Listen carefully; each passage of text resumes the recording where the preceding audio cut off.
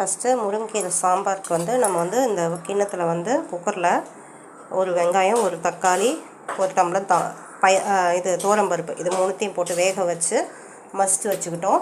அதுக்கப்புறம் இந்த கடாயில் எண்ணெய் ஊற்றி கடுகு, வெந்தயம் அதை போட்டு நல்லா பொரிஞ்சு வந்ததுக்கப்புறம் ஒரு அரை வெங்காயத்தை கட் பண்ணி நறுக்கி அதில் போட்டு நல்லா வதக்கியாச்சு.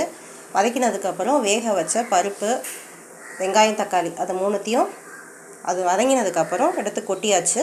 கொட்டினதுக்கப்புறம் இப்போ தேவைக்கான உப்பு, அப்புறம் மிளகாத்தூள், மஞ்சத்தூள் இது மூணுத்தையும் போட்டு மிக்ஸ் பண்ணி கொதிக்க விட போகிறோம். இப்போ 2 ஸ்பூன் நாங்கள் வீட்டில் அரைச்ச குழம்புத்தூள் வச்சுருக்கோம். அந்த போட்டுட்டு அதுக்கப்புறம் மஞ்சத்தூள், ஒரு கொஞ்சோண்டு தேவைக்கான உப்பு இது மூணுத்தையும் போட்டு நல்லா கொதி வர வரைக்கும் வெயிட் பண்ணுங்கள்.